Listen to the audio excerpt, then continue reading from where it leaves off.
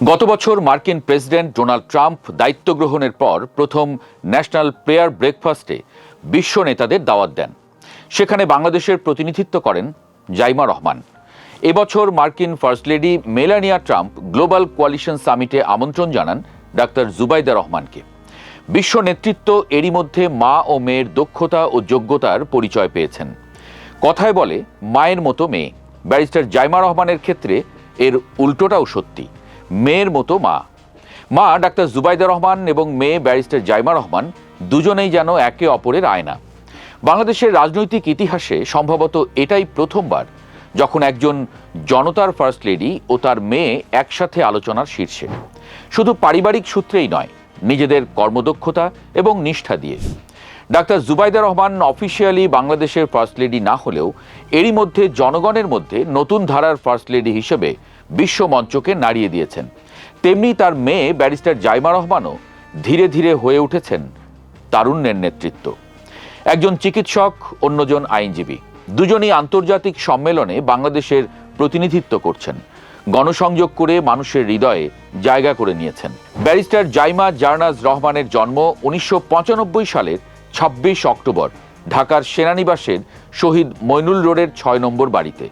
সেই সময় সিলেটের প্রভাবশালী পরিবার ও জিয়া পরিবারের মিলনে তৈরি হয়েছিল এক রাজনৈতিক শক্তির কাঠামো। কিন্তু জাইমার শৈশব মোটেও সহজ ছিল না। যদিও তিনি বিএনপির প্রতিষ্ঠাতা রাষ্ট্রপতি জিয়াউর রহমান এবং প্রধানমন্ত্রী বেগম খালেদা জিয়ার নাতনি, কিন্তু তাকেও সংযত মিতচারী জীবনযাপন করতে হয়।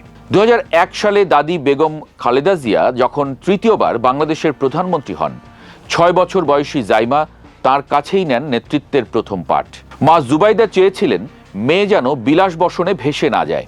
এই কারণেই 2001 থেকে 2007 পর্যন্ত জাইমাকে আমরা ঘরোয়া সাজে, সাদামাটা আচরণে সাধারণ কিশোরী হিসেবেই দেখেছি।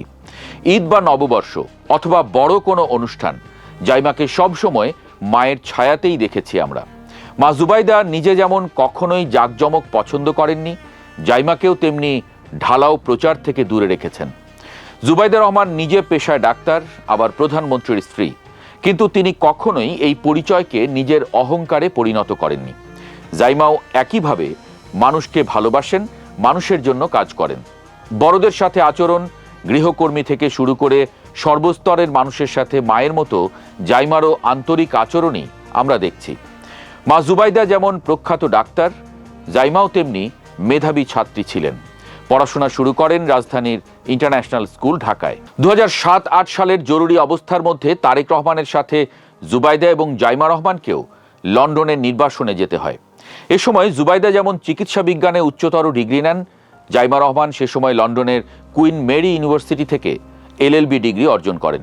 তারপরে 2019 সালে বিশ্বের অন্যতম প্রাচীন আইন শিক্ষা প্রতিষ্ঠান লিঙ্কনস ইন থেকে বার অ্যাট ল সনদ লাভ করেন। ব্যারিস্টারি সনদ পাওয়ার পর জাইমা রহমান ব্রিটেনেই আইন পেশায় নিয়োজিত হন। মায়ের মতো তিনিও পেশাদারিত্ব এবং নিষ্ঠার জন্য পরিচিত। তার এই সাফল্য একজন মায়ের কঠোর পরিশ্রম ও দূরদর্শিতার ফল। 2025 সালের 25শে ডিসেম্বর দীর্ঘ 17 বছরের নির্বাসন শেষে দেশে ফেরেন তারেক রহমান, জুবাইদা রহমান ও তাদের মেয়ে জাইমা। একটি নতুন অধ্যায়ের সূচনা হলো বাংলাদেশে। 12 বছর বয়সে দেশ ছেড়েছিলেন যে কিশোরী, 30 বছরের পূর্ণ নারী হয়ে ফিরল সে। অনেকটাই অপরিচিত বাংলাদেশকে আপন করে নেওয়া ছিল জাইমার চ্যালেঞ্জ, কিন্তু মা জুবাইদা তাকে পথ দেখিয়েছেন শুরু থেকেই। দেশের সাধারণ মানুষের সাথে মিশে যাওয়ার শিক্ষা দিয়েছেন মা ডাক্তার জুবাইদা রহমান।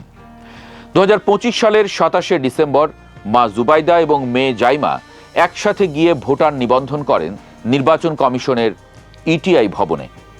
দুপুর 12:20 তারা সেখানে পৌঁছে ছবি তোলা, আঙুলের ছাপ ও তথ্য যাচাইয়ের সব আনুষ্ঠানিকতা সম্পন্ন করেন। একটু পরে মা ডাক্তার জুবাইদা এবং মেয়ে ব্যারিস্টার জাইমার নাম ভোটার তালিকায় স্থান পায়। এটি ছিল প্রতীকীভাবে বাংলাদেশের নাগরিক অধিকার গ্রহণের মধ্য দিয়ে দেশের রাজনীতিতে অংশ নেওয়ার সূচনা। 2026 সালের ফেব্রুয়ারি জাইমার রাজনৈতিক আত্মপ্রকাশ। জাতীয় নির্বাচন সামনে রেখে ঢাকার 17 আসনে তারেক রহমান প্রার্থী হিসেবে দাঁড়ান, আর তখন তার পক্ষে ভোট চাইতে গুলশানের রাস্তায় নেমে পড়েন জাইমা রহমান। 1.5 যুগ বিদেশে কাটানোর পর এটিই ছিল জাইমার প্রথম রাজনৈতিক গণসংযোগ। যেখানে তিনি শুধু লিফলেট বিতরণ করেননি, বরং পথচারী, রিক্সা চালক, দোকানি থেকে শুরু করে বিভিন্ন প্রতিষ্ঠানের মানুষদের সান্নিধ্যে গেছেন। কেউ তার ছবি তুলেছে, কেউ প্রশ্ন করেছে, কেউ শুভেচ্ছা জানিয়েছে। পুরো গণসংযোগে তিনি সাদামাটা পোশাকে অকৃত্রিম ভঙ্গিতে মানুষকে বলেছেন, ধানের শীষে ভোট দিন। মা মেয়ের চলাফেরায় কখনোই কঠোর নিরাপত্তা নজরে পড়েনি। জাইমা একাই ঘুরেছেন, মানুষের ভিড়ে মিশেছেন, কথা বলেছেন, বোঝার চেষ্টা করেছেন জনমনের কথা। তিনি প্রচারণায় নিয়ে গেছেন পরিবেশ বান্ধব বীজ লিফলেট, যেগুলো মাটিতে বা টবে রোপণ করলে গাছ জন্মাবে এবং চমক, যার জন্য রক্ষিত থাকে। নির্বাচনী বর্জ্য কমানো এবং পরিবেশের প্রতিও নজর দিয়েছেন জাইমা। জুবাইদা রহমান পেশায় ডাক্তার, জাইমা ব্যারিস্টার। একজন স্বাস্থ্যসেবা নিয়ে কাজ করেন, অপরজন আইনের পথে। কিন্তু তাদের চিন্তাধারার অভিন্ন লক্ষ্য মানুষের সেবা। একসঙ্গে মানুষের মাঝে যাওয়ার ঐতিহ্য মা জুবাইদার কাছ থেকেই শিখেছেন জাইমা। 2026 সালের ফেব্রুয়ারির প্রথম রমজানে মা মেয়ে একটি অনন্য দৃষ্টান্ত স্থাপন করেন। তারা করাইল ও ভাসানটেকের মহিলা মাদ্রাসা ও এতিমখানায় ইফতার বিতরণ করেন। সেখানে মা জুবাইদা, মেয়ে জাইমা একসঙ্গে এতিম ও দরিদ্র মেয়েদের মাঝে বসে ইফতার করান, তাদের খোঁজ খবর নেন।